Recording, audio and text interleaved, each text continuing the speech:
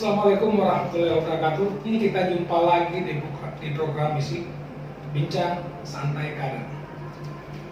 Kali ini saya membawa seorang narasumber yang mungkin tidak asing lagi di dunia demokrat, khususnya di Provinsi Sulawesi Tengah, yang notabene juga di Parigi Motong. Beliau di struktur Dewan Pimpinan Daerah Partai Demokrat Sulawesi Tengah adalah salah seorang Dewan Pertimbangan. 3 periode menjadi anggota DPRD di Kabupaten Parigi Motong. Beliau juga sebagai petani sukses. Siapa dia? Saya perkenalkan saudara Bapak Abdul Haris Nasipara, Sarjana Pertanian. Assalamualaikum Pak Haris. Waalaikumsalam warahmatullahi wabarakatuh. Pak Haris ini seperti yang sudah kita sampaikan tadi, 3 periode menjadi anggota dewan dan sekarang terjun di bisnis pertanian. Nah, sedikit tentang bisnis pertanian yang Anda geluti sekarang. Kalau boleh tahu, Ya, pohon apa saja atau bisnis pertanian di bidang apa sebenarnya? kalau saya kembangkan. Iya. Ya, terima kasih. Assalamualaikum warahmatullahi wabarakatuh. Benar seperti apa yang disampaikan tadi bahwa memang saya di DPR itu Kabupaten Parigi Motong itu selama 3 periode dari 2004 ya sampai 2019. Kemudian saya mencoba 2019 kemarin untuk masuk ke provinsi. Ya, alhamdulillah berhasil. Kita masih kalah suara dengan pesaing kita. Tapi inilah merupakan sebuah semacam ada manfaatnya buat saya dulu ketika saya kembali terpilih, karena saya lebih fokus konsentrasi mengurus tanaman-tanaman atau pertanian saya selama ini. Jadi saya mulai mengembangkan pertanian ini sejak periode ketiga, ya dimulai tahun 2015. Saya mulai berpikir karena pada saat itu saya melihat teman-teman ketika selesai jadi anggota dewan, kadang-kadang kehidupan mereka itu jauh hebat hidupnya para petani masyarakat daripada mantan anggota dewan. Oleh karena itu ekspektasi pikiran masyarakat bahwa kalau anggota dewan sudah hidup. Ya. Oleh karena itu saya mulai berpikir, apakah profesi sebagai politisi ini kita tidak jalan terus atau kita perlu mencari profesi tambahan. Sehingga saya mencoba berpikir kira-kira profesi tambahan seperti apa. Karena awalnya ketika saya sebelum jadi anggota dewan, saya juga mantan kontraktor juga ketika dewan. Jadi sebelum masuk DPR tahun 2004 itu saya sebagai pengusaha kontraktor. Kemudian diberikan kepercayaan untuk membentuk Partai Demokrat di Kabupaten Parigi Motong. Sejak 2003 sampai 2018, hampir 4 periode saya memegang sebagai ketua DPC. Kemarin saya terganti karena hanya pros PLT. Sebenarnya jabatan saya kan dari 2016 sampai 2021. Tapi ketika ada proses pencalonan bupati pada tahun 2018 itu maka saya mendapatkan sanksi PLT. Sehingga posisi ketua dikada oleh saudara kita Pak Muhammad sebagai dia wakil ketua di. Kalau boleh tahu, Ya, komunitas tanaman apa yang dikembangkan sekarang? setelah itu Pak, setelah saya mulai investasi di bidang pertanian mulai tahun 2015, memang banyak jenis yang saya coba kembangkan. Ya, dari cengkeh, tanaman cengkeh saya tanam di beberapa lahan saya, kemudian pala, kemudian coklat, tapi coklat sama musuh, kemudian ada juga durian, montong, kemudian ada alpukat dan kelapa bangkok. Boleh tahu berapa hektar? Jadi dari semua ini yang kalau saya lihat yang memberikan manfaat hampir setiap minggu ini panen. Kalau coklat setiap minggu saya ini. Kalau coklat, kalau cengkeh ini kan setiap tahun. Bahkan sampai Desember kita panen cengkeh. Dia penghasilan tahunan. Kemudian durian montong juga ini mungkin di bulan habis lebaran ini, April Mei kita mungkin panen karena sekarang lagi proses Itu pembukaan. di satu lokasi. Di satu lokasi di situ masih baru 80 pohon. Tapi sekarang saya dengan adanya hasil itu, saya mulai kembangkan lagi durian. Saya mulai bikin proses pembibitan. 3 hari lalu baru selesai kita sambung kucur itu. Saya datangkan teman-teman Bali dari Wuhan, ada 3 orang. Ada sekitar 1.000 pohon yang sudah saya mulai sambung. Dari Kenapa tertarik ke dunia pertanian? Apakah karena memang pelarian di sana Ya. SP-nya atau bagaimana? Nah, begini, setelah aktivitas kita di partai kan ketika kembali tidak terpilih, maka saya lebih konsentrasi lari ke artinya mencari profesi di luar dari politik. Ketika politik kan dianggap profesi kita kan sudah selesai ya, setelah bahagia Ini durian di maka tentu ada profesi. Merangi mulai berbunga lagi. Kembali saya memang sudah fokus di profesi Gue. sebagai petani. Sehingga saya di tahun 2015-16 saya mulai menanam investasi pertanian. Ada segi-segi di Mudah-mudahan lahan. bisa- Dan saya langsung isi bisa jadi semua ini. tanaman-tanaman petani. Ini. Dan itu saya memang kemarin saya pekerjakan dengan teman ketika saya SPB. Tapi setelah saya tidak duduk lagi, maka saya kelola saya langsung. Jadi saya turun tangan langsung menangani semua. Sehingga itu ada hasil yang kita bisa dapat. Berarti Misalnya- boleh dipastikan hari-hari Pak Haris ini ada di kebun terus. Iya. Jadi biasanya saya kalau dari Palu ini ke kebun sampai 2 minggu, kadang-kadang 3 minggu baru kembali lagi ke Palu. Karena di sana kan dari lokasi ke lokasi, dari Palu misalnya, masuk lagi di Babu, masuk lagi di Parangi, masuk lagi di Tomoli. Apa bedanya perbedaan yang menonjol Ya. di dunia politik dengan menjadi petani? Ya, begini kalau di dunia di petani ini kan kita banyak bisa ketemu dengan masyarakat hampir setiap saat. Apalagi kalau kita hampir setiap hari di tengah-tengah masyarakat. Jadi ketika suatu bangun dan kita bisa menggali kira-kira apa saja sebenarnya harapan mereka. Sehingga itu yang membuat kita kemarin saya tertarik untuk lari ke provinsi. Dengan harapan mungkin kita lebih banyak bisa memberikan manfaat bagi orang lain. Karena kalau di kabupaten bukan kita kan terbatas, kalau hanya dapil waktu itu dapilnya terbatas. Nah, saya berharap ketika saya di provinsi, harapan saya mungkin sekabupaten Parigimoto kita bisa melakukan bantuan kepada masyarakat, tapi terkait dengan bidang pertanian berkaitan dengan program-program kebudayaan. Jadi kalau misalnya para anggota dewan itu misalnya mendapatkan dana aspirasi, harapan kita tadi dituju juga kepada orang-orang yang telah memberikan kepercayaan kepada partai demokrasi, termasuk kita sebagai mewakili partai kita. Tapi dalam bentuk program mereka juga. Nah, Demokrat kan ini yang punya tagline bersama rakyat. Ya, Di dunia pertanian juga itu ya, masyarakat jelas terlihat aktivitas sana sebagai anggota anggota dewan hingga periode. ya. Mungkin ada harapan atau ada hal lain yang belum tersampaikan sampai Pak Haris harus bila-bilain masuk di tingkat provinsi kemarin. Mungkin ada hal yang ingin tersampaikan yang mungkin akan dilakukan dan dikerjakan saat pilihan. Ya, ini hanya terkait dengan asma apa yang bisa didapatkan oleh rakyat. Karena kita bicara tentang bagaimana cara kita mensejahterakan rakyat, tentu kita bicara tentang APBD. Ya.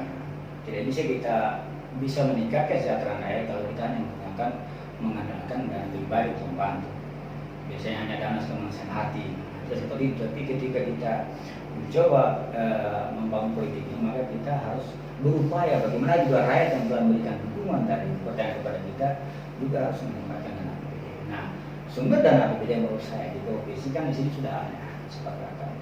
Karena secara tidak terlalu terbuka tapi ada penyampaian seperti itu bahwa setiap anggota dewan itu menempatkan sekian miliar dana aspirasi yang akan diberikan kepada masyarakat pemilih dia. Jadi kepada konstituen, bukan kepada masyarakat, karena anggota dewan itu ada tuh mewakili Parigimoto. Sehingga memang di sini perlu terjadi namanya pengelompokan masyarakat. Harus ada itu. Dan kalau itu mampu kita pelihara, maka ketika periode berikutnya kita ingin kembali tampil dan mengajak mereka pasti mau kembali mendukung dengan jumlah yang sama misalnya.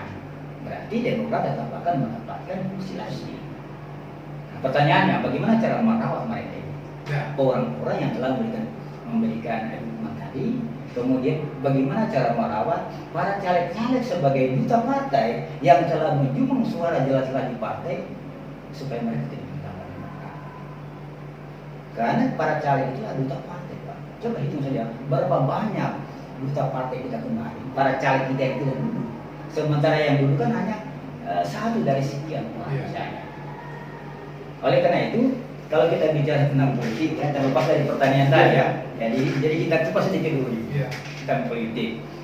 Politik ini adalah bagaimana berubah potensi politik yang hadirnya 5 tahun sekali menjadi potensi ekonomi.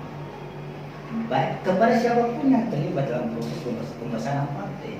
Yang kita bicarakan, mari kita besarkan partai. Pertanyaannya, kalau besar partai siapa yang merasakan manfaat? Ya, politik itulah investasi menurut saya, bukan sebuah risiko. Kalau bicara investasi maka kita tidak perlu takut ketika kita mau jadi caleg, tidak perlu takut. Oh, ini dia suaranya banyak, lalu kita tidak berani menjadi caleg bersama dia. Karena itu dia orientasi pikiran kita, bagaimana cara kita mengalahkan suaranya. Tapi kalau kita berbicara tentang investasi maka kita perlu dari sini perlu kehadiran sebuah organisasi partai politik yang bisa membela secara adil kepada kader-kader yang telah berjuang membesarkan partai. Ya, ide-ide lompatan-lompatan yang Pak Aris sampaikan tadi sungguh brilian. Ya. Apakah ini sudah terwujud? Secara keseluruhan tentu belum. Tapi ini sudah pernah kami coba di Kalimantan. Kenapa kemarin di periode kedua itu kita bisa mendapatkan 5 kursi, kemudian periode ketiga juga tetap masih bisa bertahan di 5 kursi. Sementara kita tahu bahwa secara nasional program kursi kita kan menurun secara nasional. Bahkan untuk level Sulawesi Tengah itu banyak kabupaten-kabupaten yang justru suaranya menurun. Yang terjadi mungkin 3, 2. Tapi Kalimantan tetap bertahan pada 5 kursi. Kenapa terjadi itu? Karena memang kita menghargai kerja-kerja para caleg yang telah berjuang, itu yang kita berikan dia punya hak. Sehingga mereka merasa bahwa dia ada perhatian dari partai. Walaupun konsep itu baru sekarang kami di Kabupaten Kalimantan yang menerapkan. Tapi harapan saya kalau ini bisa diterapkan secara keseluruhan, misalnya di Sulawesi Tengah, bisa mengatur ya ada berapa dapur Sulawesi Tengah, kemudian bisa dijalankan di kabupaten-kabupaten. Ada berapa ribu caleg-caleg kita di Demokrat yang tidak sempat dulu, tapi mereka itu memberikan suara ke partai. Setelah Anda tidak duduk menjadi ketua DPC dari 5 kursi di tahun pertama, kemudian tahun kedua 5 kursi menjadi 2 kursi, why? Ya itulah, artinya bukan juga kita salahkan misalnya karena kita terganti, kan gitu. Tapi saya kira begini, ketika terjadi proses pergantian itu bicara kebijakan itu berbeda, konsekuensinya pasti berbeda kan, pasti berbeda. Terutama dalam rangka cara rekrutmen para caleg. Karena yang menentukan besar kecilnya partai kan dari perolehan kursi di parlemen. Itu menentukan ini partai ini besar. Iya di DPR berapa kursi. Bukan soal gaungnya di mana-mana. Tapi setelah selesai pemilu kita hanya dapat 0 di DPR. Hanya 1-2 kursi. Kita kecil, termasuk kategori kecil. Nah, gitu. Nah, oleh karena itu dalam proses penempatan caleg itu di situ harus hati-hati. Perlu kerjasama dari semua pihak. Konsep yang saya terapkan kemarin, saya sangat menghargai teman-teman yang ada di parlemen. Karena kebetulan kami di periode kedua kan semua dapil terisi oleh anggota dewan. Jadi saya berikan kewenangan full kepada para anggota dewan tadi. Tolong setiap dapil Anda cari caleg-caleg yang dianggap bisa memberikan potensi suara kepada Demokrat, supaya setiap dapil kita terisi. Jadi mereka-mereka inilah yang merekomendasi orang-orang yang bisa menjadi caleg di masing-masing dapil. Dan alhamdulillah ketika dilakukan, maka jumlah kursi kita tetap bertahan. Kenapa? Karena tidak ada kepentingan pribadi bermain di situ. Misalnya, karena saya menjadi calon DPR provinsi, saya tempatkan caleg-caleg yang menjadi tim sukses saya saja di sana. Di sini, untuk jadi anggota dewan. Iya, karena saya berpikir saya jadi anggota dewan. Akhirnya mengabaikan setiap data yang terisi. Kenapa? Karena yang kita jadikan caleg memang bukan pengumpul suara. Orang-orang yang mungkin belum dikenal di daerah itu atau takut tersaing tersaing barangkali. Oleh karena itu kita butuh sebuah kebijakan dari sebuah organisasi. Orang masuk dalam organisasi pada itu punya harapan. Dia punya harapan. Bagaimana supaya saya juga bisa dapat manfaat ketika saya bergabung dalam sebuah organisasi manapun sebenarnya. Coba pertanyaannya, apakah organisasi memiliki konsep untuk bisa mensejahterakan seluruh kadernya, baik itu sebagai caleg maupun sebagai pemilih Partai Demokrat? Nah inilah yang sebenarnya kita rawat. Iya. Oleh karena itu, ini bagian daripada potensi politik yang kita kelola. Setelah itu selesai kerja-kerja politik misalnya, maka akan ada namanya potensi ekonomi.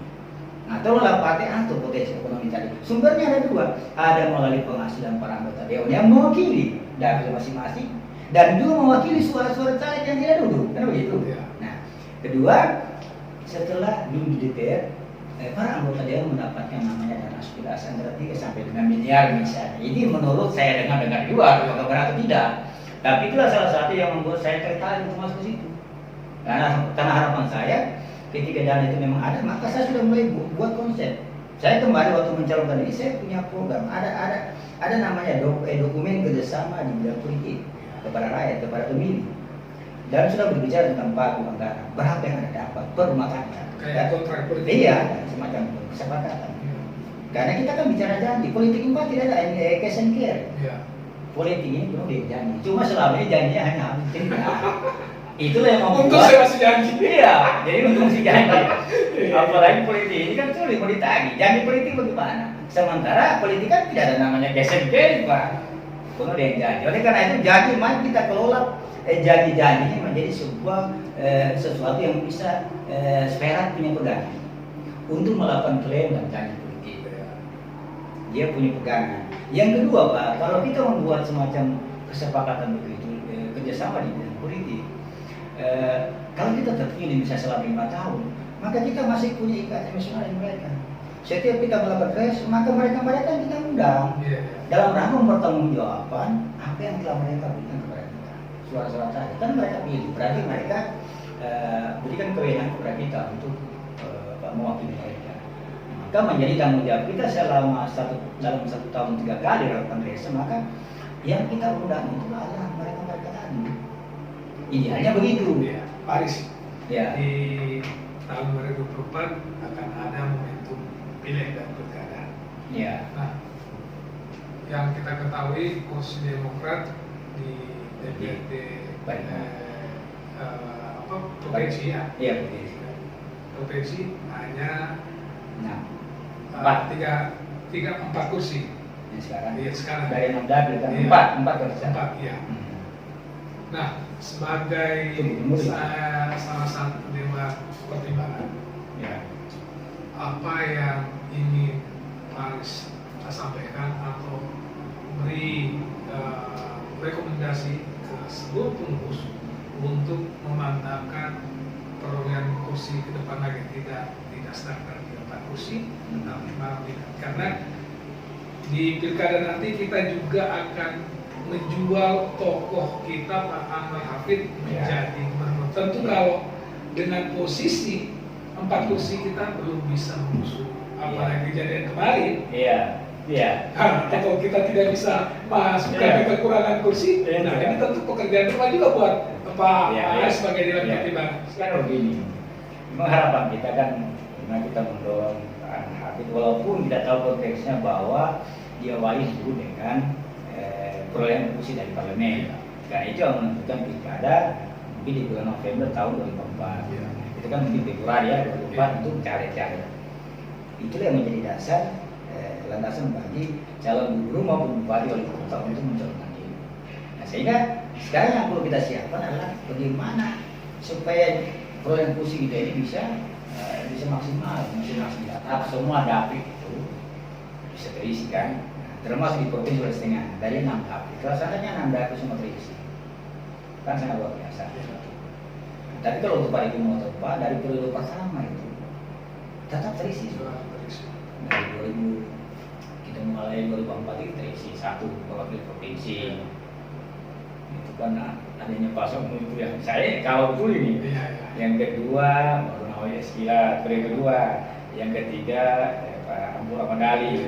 Nah, yang keempat inilah saya mulai masuk bersama Pramal. Dan alhamdulillah kita menghormati dari Demokrat. Jadi kita, iya, yang jelas untuk Pak Imoto, tapi Pak Imoto saya yakin ke depan insya Allah pasti akan terisi.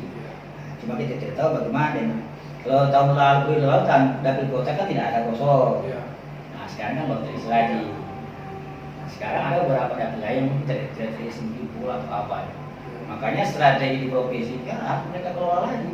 Bagaimana memaksimalkan dari DPD tadi dalam rangka untuk melakukan rekrutmen terhadap caleg. Tapi kembali lagi kepada struktur para caleg sebagai sebagai pendulang suara, sebagai duta partai itu harus dihargai. Karena sekecil apapun peran mereka pasti ada. Tanpa mereka juga mungkin kita tidak dapat kursi. Contohlah misalnya kita di Parlemen. Kita kemarin kan urutan 6 dari 7 kursi diperbutkan. Hanura itu urutan ke-8. Hanya beda 2000 dengan Demokrat. Itu urutan ke-6, kursi ke-6, Perindo kursi ke-7. Abdul Ahmad Ali calon bupati tidak dapat. Seandainya Demokrat misalnya saya tidak ada 4.000 keluarkan suara, mungkin Demokrat tidak dapat kursi. Begitu juga kalau seandainya Pak Imam tidak ada, mungkin Demokrat tidak dapat kursi. Atau begitu sebenarnya kalau Nur Rahmat tidak ada, tentu tidak. Jadi satu kesatuan tidak bisa dipisahkan. Oleh karena ini kan namanya politik ya, yang saling mendukung sehingga melahirkan sebuah kendaraan politik melahirkan kursi. Oleh karena itu, saya kan berharap bagaimana organisasi partai politik ini bisa mengelola potensi politik tadi. Setelah kita selesai kerja potensi politik kita sudah lakukan, ada hasil dari kerja politik tadi. Ada hasil, namanya potensi ekonomi tadi. Ada hasilnya. Nah pertanyaannya, hasilnya siapa yang mendapatkan? Apakah hanya segelintir orang? Apakah hanya satu orang saja dari 7 yang bekerja? Bagaimana yang lain-lain tadi? Apakah ini tidak pernah terpikirkan? Apakah ini tidak menjadi bagian daripada investasi politik? Harusnya ini menjadi sebuah investasi politik dan itu akan diberikan setiap tahun selama 5 tahun. Jadi kita sudah ada jaminan dari partai. Sekecil apapun, tapi kalau ada kegagalan, alhamdulillah kan?